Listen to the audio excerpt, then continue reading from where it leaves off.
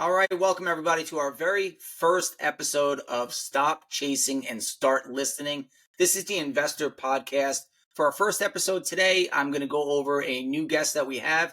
He's kind of a big deal in the wholesaling market. He's been on some of the biggest podcasts lately. His name is John Oitice. But before we get to John, my name is Jason Chrisman. I am a real estate investor for buy and holds, fix and flips, you name it. I've done it.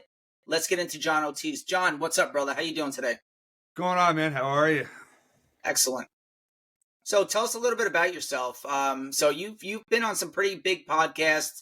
I know you're a teacher inside of a group. I know wholesaling is really your thing and seller finance. Give us a little bit of a breakdown of who you are and what you do. All right. Well, I started real estate investing a little over a year ago.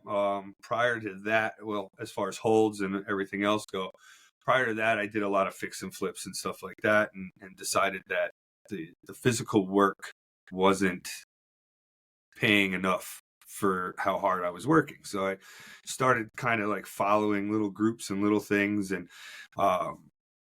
decided I didn't want to do the physical labor. I wanted to be the boss. So I decided to change up everything I knew about real estate. I ran into a group, Investor Circle. I joined them as a student for a while, and I learned a lot. So I ended up using their methods. I ended up buying 19. I only have 18 now because I sold one of them. I'm kind of making a little bit of a transition. Okay. I ended up buying like 19 doors in, I don't know, maybe 6 or 8 months. And it was great. I learned a lot of different methods and a lot of different things. I taught myself, a little bit of seller finance, and I started learning, how to leverage that to own property and get myself going. And then I decided, because I was working so much with wholesalers, I started realizing the value inside of wholesaling and what I could do to really amp up my business model and everything else by using wholesaling. So I started teaching myself how to do it and how everything works and the ins and outs and what people are looking for and all that. And I just kind of ran with it. And then all of a sudden now I've been becoming like a almost close to a household name now with, as far as, the wholesaling industry goes. I'm getting messages all the time. Recently, last couple months, I started now teaching in the Investor Circle and everything else. So, I can give my knowledge of wholesaling and the stuff that I do and the seller finance to other people. So that's been really great too, because I've been able to connect with a lot of individuals and kind of scale up my business little by little, just by, teaching the right people. So it's been kind of a crazy road. It's happened really fast. I've been on a couple of podcasts, pretty mainstream podcasts, and it's been nice. I've been having a lot of success. That's awesome, man. We love success. Absolutely. That's what we're all about. That's what, investing is based on, is, setting something and building some success. So with wholesaling, for anybody who's really not familiar, I'm going to go over the key breakdown of exactly what wholesaling is. If you're new to real estate or investing at all, wholesaling is getting a property under contract for a cheaper price and reselling that contract. So if the property, the seller wants $150,000 for the property, it has an ARV of, let's just say, $275,000, meaning that property can be renovated to be worth $275,000. You would have to get that property at a 0.7, which is 70% of that $275,000, minus the rehab cost, minus your fee. That's what you have to sell that property for. So if the rehab was, let's just say, $75,000, now that's down to 70% of that minus the $75,000. You want to make $20,000 on the deal. You subtract another $20,000, and that's what you have to sell that for. Is that correct? Yeah, I mean, that's my key motto. That's how I get my what I call a max allowable offer. That's exactly the breakdown that I use, and that's the one that sells the best, because that's where,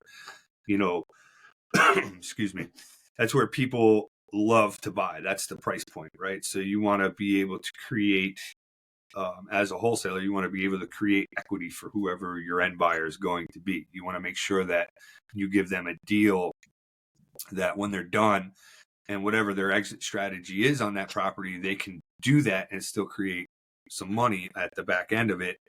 And that's what creates your buyer. That's what creates your relationship with somebody who's going to constantly come back to you. So yeah, being an investor, Who is your end buyer, John? What do you mean? Who's your end buyer? Are you selling to a homesteading buyer or No, an no. investor? I sell to mainly investors. I think I have one property that I'm wholesaling right now. I'm actually talking to the homesteading buyer about. It's a property in Texas. I got really lucky on some of the stuff that I was calling, and they didn't end up wanting to buy me to purchase their property. They actually started talking to me and asking me questions about if I had anything in their area for sale. And it ended up being, this lady's daughter wanted to buy a house, and I was able to facilitate a deal going forward with them. So I actually wholesaled somebody I cold called. I sold them a property instead of That's awesome. buying there. So it was actually pretty cool. So I'm working on that deal now, but 99.9% of the time, it's either a fix and flipper or a buy and hold guy who wants to build some equity in a property and that kind of stuff. So I don't really see too many homesteady buyers. I just got lucky on that one, and it was a nice chain of event because I was able to speak with them, and they told me exactly what they wanted. So I was able to look through the inventory I already had, and I kind of just finagled that one in front of her, and they ended up liking it. So I'm just waiting for her to get a pre-approval from a bank and do all this stuff, and hopefully we can close this one. I love that. I really do, John. And congratulations again on your success. So something I'm sure the viewers are going to want to know, what is your average take on each deal that you do? I mean, are they all over? Do you make a few thousand? Do you make 20,000? You make 100,000? Like, what's your average take on each deal? And what's the start to finish timeline? How long does it take you from locking the deal down up until putting that cash in your pocket? My average take, I'm going to go ahead and say around 6,500. I like to try to keep it at 10 grand.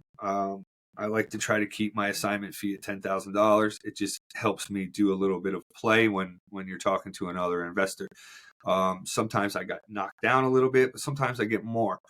I've had a couple where I've made 2 grand, and then I've had a couple where I've made 12 grand, 14 grand, so I'd say about average, you're looking at about 6,500 on an average assignment fee, which, it's kind of good money if you really think about it. It's quick. You're really not putting much into it. You're just kind of facilitating the deal.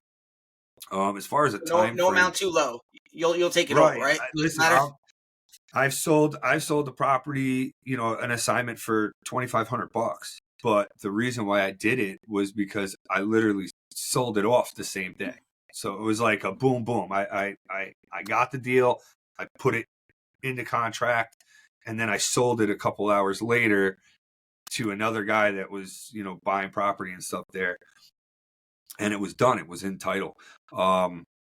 So I took a little bit less money because it was less work. So why? I'm not going to be greedy. I don't care. Sure. It's $2,500 in a couple of hours is great, to be honest with you. 2,500 more than you had. I don't care if you got $1 million in the bank or $10. 2,500 is 2,500. Exactly. Whatever. I'm not going to shy away even if it was 500. I'm not going to shy it away. It's still more than what we had before. So the average time, I would say, I've had some close in 15 days.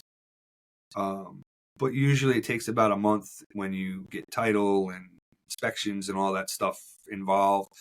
Sometimes title pops up with a problem. You have to clean that up before you can go ahead and they can issue a title insurance and stuff. So it's really, once you find the seller and then once you get the buyer, usually that takes me anywhere between, 4 or 5 days or so. Hopefully, sometimes longer depending on the deal and where it is. it doesn't, there's no real time frame, but I like to try to do it within the first 4 or 5 days, get it in the title, and then you're waiting usually about a month or so, anywhere between 15 days to a month. So I know you said wholesaling, you've been doing for a short period of time, not super long. What would you say is your best month so far? How much in 1 month, if you can answer that for the viewers? Well, it's actually going to be the month of January, which will end up paying me this month in February. I made just over 45,000. I think I'm at like 46.5, 47, something like that. In 1 month. That should all be coming in this month. This should all be closing this month, but in 1 month. But that's what some people make in a year. That, I've ramped up everything that I'm doing. Right. So I've started ramping up a little bit of what I'm doing. I just brought on 2 people for a dispo team.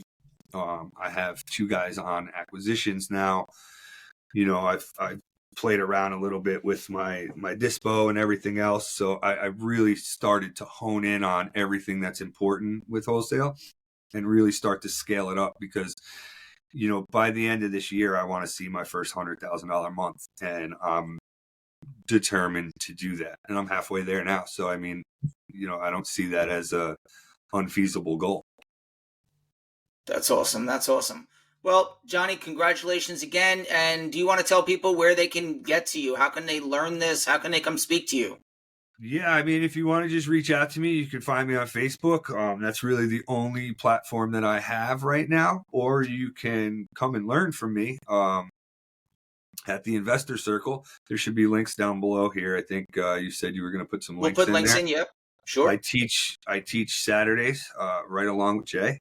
And, you can come and learn the wholesale game too. It's not hard. I've already made all the mistakes for you. So, I mean, I teach every week. And I'm also always available for questions and stuff like that. And I believe we have a webinar on Tuesday. So if you do want to hear or ask any questions, you guys can come and check out the webinar, and I'll be there alongside of him, and we will answer any questions you have on anything that you want to know about it, or if you want to give it a shot. That's how you can sign up right there. 100%. I'll put some links up for everybody where you can go and you can see Johnny. You could jump into the Investor Circle, or you can jump into the webinar as well. Johnny, is there anything else that you wanted to add? We love bringing on people that are successful, that have taken on, different sources of income that majority of people don't do or don't even know that really exist. So again, congratulations on your success. I mean, it's just really easy. It's as long as you're willing to put the hard work and time in, anybody can get into this game and be successful. It's just really about your worth ethic. And if you have that, then this is where you should be. If you don't, then I guess you can keep your 9 to 5 and go about your business doing what you're comfortable with. Of course, like with anything, if you're not going to put your all into it, you're not going to actually try. Money doesn't grow on trees, people. I know some people want to believe that, but that it does not. I promise you. I've grown every tree possible to have that money grow. Even the money tree. I still haven't gotten any money from it. But John, we'll wrap it up at that. Thank you very much for your time. We really appreciate it. Hopefully we can have you on again, maybe in a couple months, or Absolutely. We can get you on as a co-host. That'd be great too. I'd have fun doing that. We can tag team it. That would be fun. Awesome. All right, John. Thank you very much. Again, this is John Oitice. You can find him on Facebook or www.oneinvestorcircle.com. Thank you very much, all. Bye. All right, guys.